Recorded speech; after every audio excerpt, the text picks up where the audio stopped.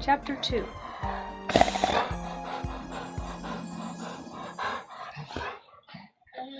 Lay down, guys. Lay down. It is not dinner time. Oh, I have a ball in my lap. That's what you want. Here, take the ball. It's the first time I've had so much happen in just one day. I'd imagine most people in Japan don't experience something like this in their entire lives. The two converse rather monotonously, owing to fatigue. After the whole incident took place, Manba told them the place was off limits and Riho and Maname returned to the Miho Inn. I guess this is a serial murder case. If nothing else, Seiji's death was definitely murder. The fact Kosaku didn't have any alcohol in his blood does make this death more suspect. Wait, who's talking? But in Seiji's case, the seclusion room was locked. It was a closed-room murder. I jotted down a diagram where everyone was when Seiji screamed. See, it looks like this. The exit leading to the corridor from the exclusion room is clearly visible from the opposite room. And Kazuya, who was on standby to help with the ritual, was there, along with Inspector Manba. True, even if we'd assume Kazuya was lying, Inspector Manba was right there with him. And Ryoko was in this room. It only had one entrance, too, and she needs to pass by a parlor where we were to reach the seclusion room. We didn't see her, though, and Ayane was with us. We all have alibis for when it happened. So this is another accident? Maybe the arrow misfired for some reason? That's weird, too. Imagine two candidates to the position of family head dying, both of them from accidents. Then we'll have to snoop around some more. You're still trying to find the truth for Mie's sake, right? Right. Let's keep going a bit further with this. Yes, we're already part of this, so let's see it through to the end.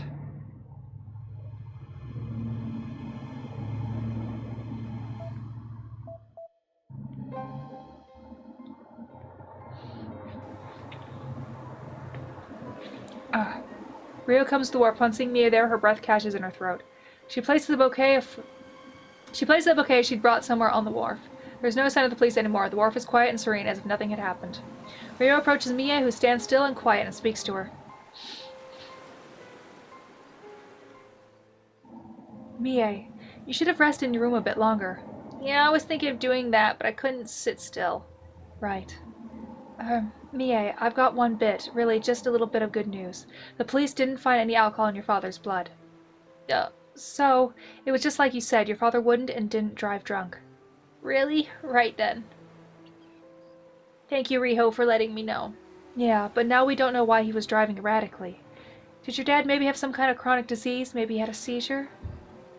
Mia suddenly keeps shaking her head in denial. The closest thing he had to a chronic disease was high blood pressure, and he took medicine for that. I don't think that would cause a seizure. Right. Yeah, understood. This is the only thing I can say right now, but I think I'll be able to tell you the truth about your dad's death soon, so wait for me. Mie stays silent and simply regards her with a small smile. Riho meets her gaze and smiles back, and the two of them leave Mie behind and leave the wharf.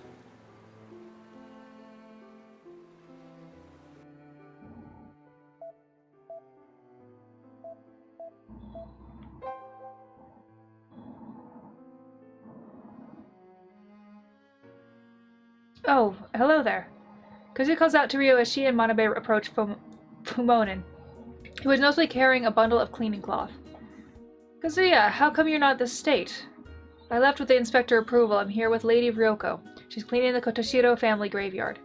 They should be holding the questioning in a bit, but given that I was with the inspector the whole time, they didn't see me as a suspect.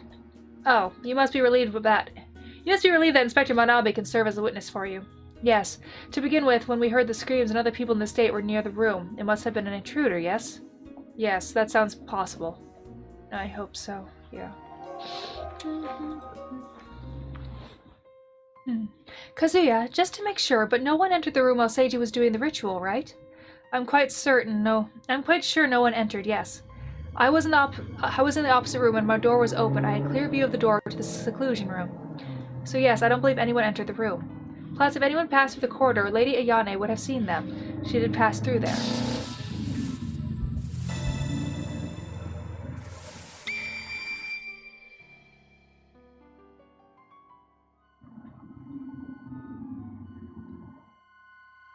Ayane passed through the corridor when... Remember when she went to get us ice cream? Yeah, that's right. Yes, indeed. She went to the kitchen, which is down the hall. She had a few ice creams with her when she headed back. No one else passed by except for Lady Ayane, and the inspector can confirm that much. He was there with me. The ritual room was locked with a bolt from the inside, so no one could come in. No one could go in from outside. Right. Inspector Manba had to ram the wooden door down. A closed room murder. There's no chance there wasn't even a murder to begin with. Now my nose itches. Oops. I don't know if I wanted to leave. Hold on. Go back! There. No, not Lake Shinji. Not Lake Shinji! Oh, I guess Lake Shinji. I can't believe I had a calm, fun photo shoot here just yesterday. A lot of bad things happened in the space of one day. Yeah, at this point I almost missed that creepy cameraman guy. You called? I thought you just called for me. What, do you feel like going out for lunch tomorrow? Or now? I didn't call you. I did not go away. Come on, give me a break. Cameraman obediently goes off, mumbling to himself. My nose itches. Hair is in my face. That was a shock. I didn't think he'd still be here. What was he doing here, I wonder? Being a creep? Back to Pomona for a second.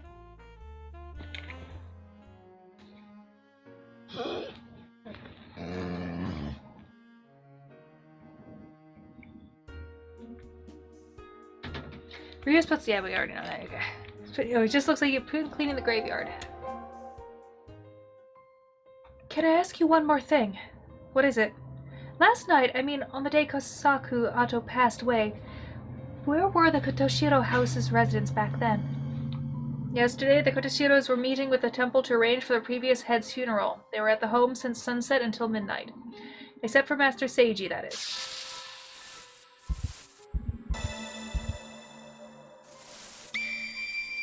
On the night Kosaku died, Seiji was the only member of the Kotoshiro family to be out of the estate.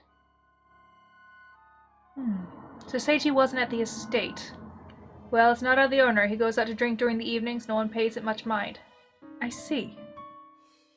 Riho, maybe the person that called Kosaku was... Yeah, out of the Kotoshiros, it has to be Seiji. So Seiji was the sort to go out drinking at nights. Well, he's the kind that doesn't settle down without a drink. But as a servant, I'm in no position to comment on his habits. Alright, thank you.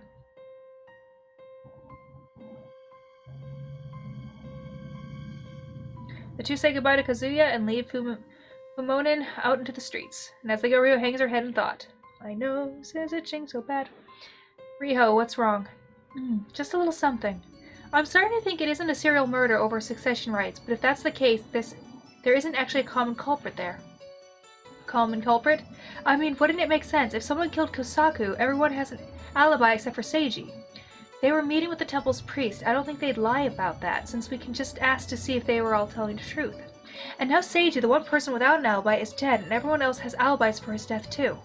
So that means everyone in the Kotoshiro estate is innocent? Maybe the assumption that it is a serial murder is wrong to begin with.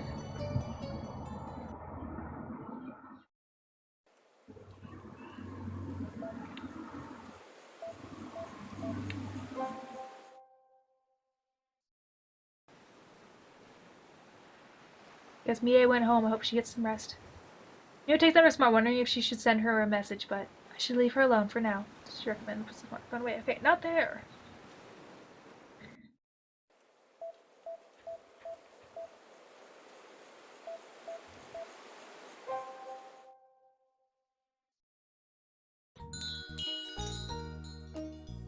I'm sorry for bothering you while you're busy. Upon entering the restaurant, Riho speaks to the waiter that served them yesterday. Oh, aren't you the ones from yesterday? Did you meet with Mr. Kazuya Makita? Yes, thanks to your kind help. That's good, so how can I help you today? It doesn't look like you came here to dine with us. Actually, I want to ask you about what kind of non-alcoholic cocktails the person I was with yesterday had, like its ingredients. Its ingredients? Yes, could you at least show me the bottle? I think it was called Pear Banquet. Give me a moment. The waiter disappears into the kitchen and returns with the bottle in hand. This is the bottle of Pear Banquet. The ingredients are pear juice, grapefruit juice, carbonated water, and sweetener. Have you had a large reaction again? I don't know.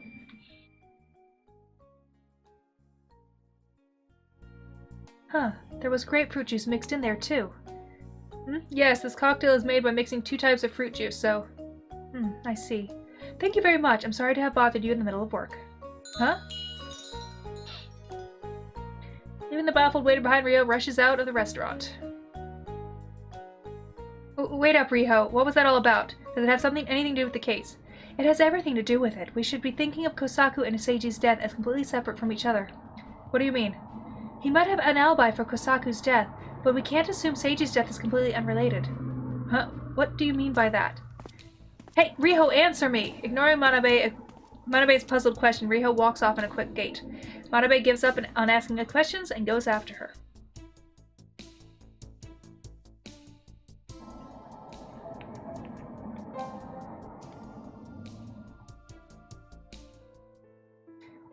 The Kotoshiro estate is surrounded by patrol cars, crowd of onlookers standing a distance away, whispering curious among themselves. Riho crossed through the audience and they were ushered in once. They told the police they were related to the case. To the hallway.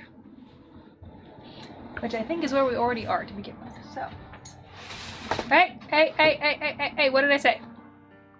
You nearly knocked over a fan, which would have hit the camera. Don't do that. No, lay down.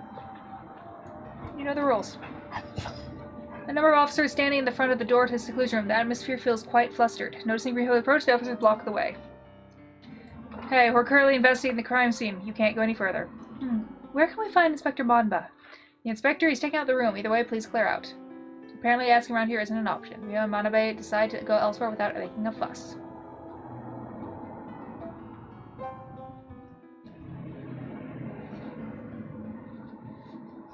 Ryoko and Ayane are in the parlor.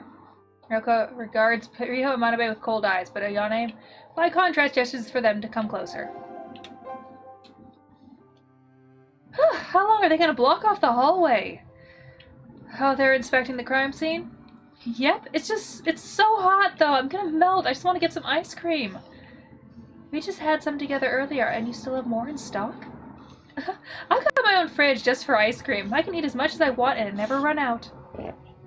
She doesn't really seem to care that much that, like, what, her uncle died? Her dad died? Your own fridge for ice cream. You really are a rich young lady, huh? Huh? Isn't everyone in the family having their own fridge normal? No way, I don't think I've even had enough food to fit in more than one fridge. Ryoko looks Riho and Manabe over with an expressionless face and parts her lips to speak. Ayane told me about you. I take it you're looking into Kosaku's death. Yes, we're hoping to ask you a few things about that. Ryoko's attitude wasn't particularly oppressive, but Riho speaks while feeling oddly pressured. Kosaku's daughter, Mie, is a friend of mine, and I want to get to the bottom of this for her sake. I see. Well, I'm afraid I can't do anything to help you. I know nothing about this whole affair. Seeing that Riho is becoming overwhelmed by Ryoko's pressure, Manabe follows up. But don't you think it's odd that just an old family had passed away? Kosaku, one of their heir candidates, but don't you think it's odd that just as the old family had passed away, Kosaku, one of the heir candidates, passed away? Well, I wouldn't know. If I had to guess, perhaps it's Kotoshiro Nushi's rage at work. That's unscientific rubbish. Kosaku cast aside his duty as the future head and left this household, choosing to be adopted into another family. That selfish man drove his car into a watery grave, not unlike Kotoshiro Nushi when he was cornered by Takami Kazuchi and forced to hide under his boat. Seiji was too quick, too frisky with the bottle, and had one brush with the law too many. He shames our family name, and he was shot in the back.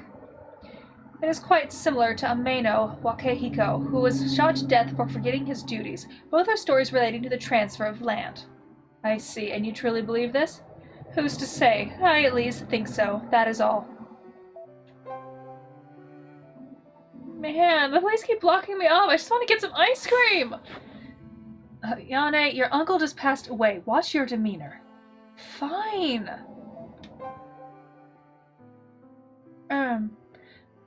I heard Kosaku was supposed to come here today and discuss the matter of the inheritance. Is that true?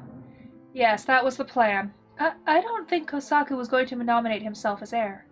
What makes you think so?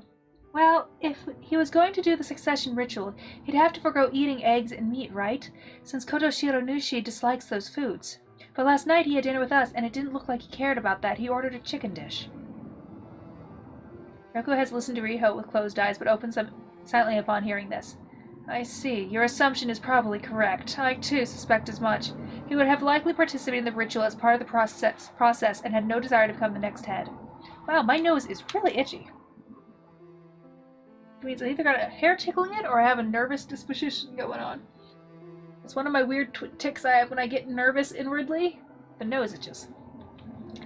Ryoko is that what you think? To begin with, he cast aside his family because he had no attachment to such matters. I doubt he suddenly started wishing for that position. Right. I don't think Ryoko is lying.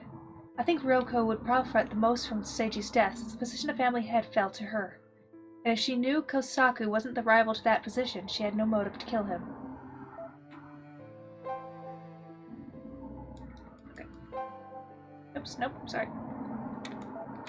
Anything else, or are we good to go? Incidentally, yes? Mie, you called her. Kosaku's bereaved child. Yes, Mie Oto. She may be a child of the Oto fan, but she is still my niece by blood. I am willing to extend her aid so she does not live in want. Do tell her that if she is in trouble, she may come to us for help. I will. Riho did worry for Mie, who had lost her father's financial support. And so she was relieved to hear Ryoko's words. If this was true, Mie would not have to struggle to make a living. How sweet.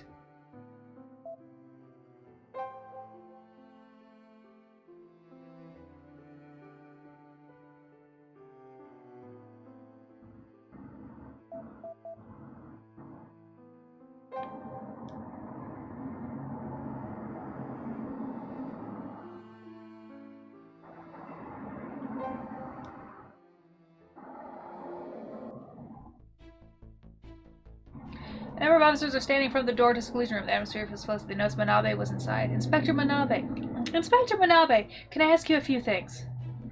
Oh, it's you. What is it? Could we see the crime scene, the seclusion room again? That's a bit of a tall order. Please, we won't touch anything in the room. We just want to look. Well, fine. I'll come with you then. Just make sure not to touch anything with your hands or move anything. Got it? Yes, understood. Cracking a small smile at Riho's response, Manba leads the two into the seclusion room.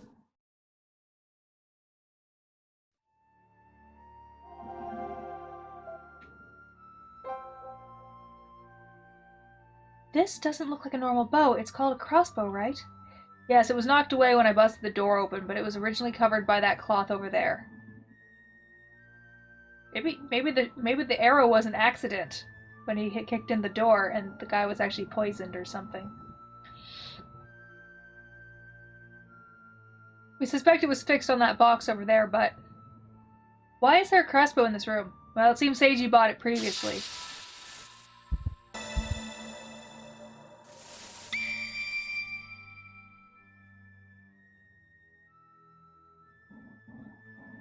Huh? This belonged to Seiji himself? Yes, apparently he bought it a few years ago and used it to shoot animals around the area. That's awful.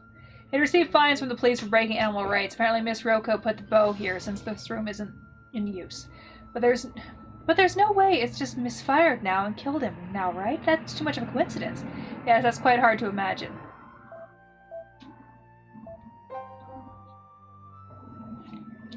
Hey Riho, check this out. Oh my god, my nose. What? See that tatami over there? There are burn marks on it.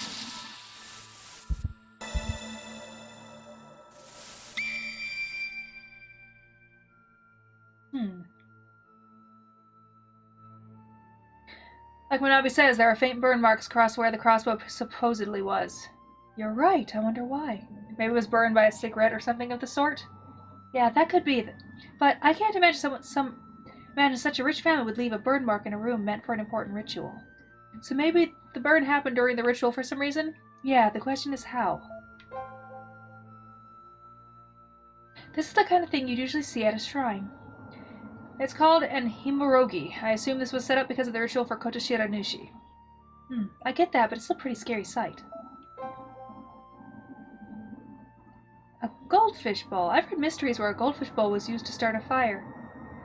It gathers sunlight and functions like a burning lens. There were actually cases of a plastic bottle full of water causing a fire to break out. That said, this goldfish bowl is mostly empty, so the phenomenon couldn't happen here. Yeah, it's only got a bit of water. Huh, there's a little window there. There's a small window along the wall. Peeking out, Riho discovered it leads to the courtyard. Of course, it isn't large enough for a person to pass through. Hey, what if the crossbow is just a diversion and someone shot Seiji through here? I doubt that, given Seiji's position when we found him. Hitting him in the back from there would be impossible. Right, yeah, you're right.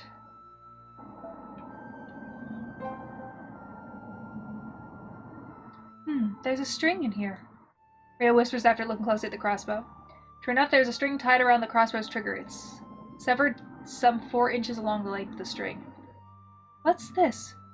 There's a trace of a pin being fixed in place by the string, but the details aren't clear yet. Still, it looks like it's rigged, so once the string is severed, the crossbow will shoot. What? So even if whoever did this isn't in the room, they could have severed the string and get Seiji shot? That's a possibility, but the remaining string is only 4 inches in direction. You can't cut it without being in the room. And when we heard the scream, none of us were near the room. Kazuya was closest, but I was there with him.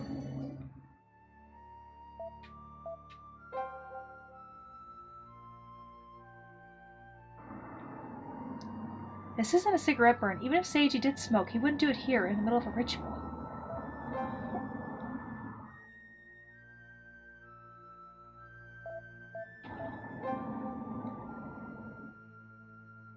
But it still bothers me. If this is the room for ritual, why keep a goldfish tank in here? And an empty one at that. Riho crossed his arm and thought for a moment. The sights she had seen flashed through her mind.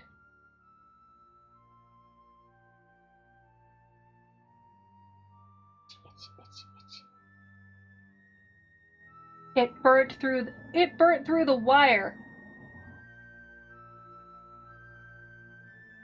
That's why. Wait! What is it? Manabe, you've got footage of just when the incident happened, right? Could you show it to me? Sure, but a bit overwhelmed by Rio's aggressiveness, Manabe searched through her camcorder memory. There it is. She hands Riho the camera with a preview monitor, replaying the moment they discovered Seiji's body. I like how it shows her, even though how are you recording from here to... never mind, Riho looked at the footage initially and whispers, I knew it! I wasn't remembering wrong. See? Compare this goldfish tank to the one in the video. There's absolutely no water in the goldfish tank in this video.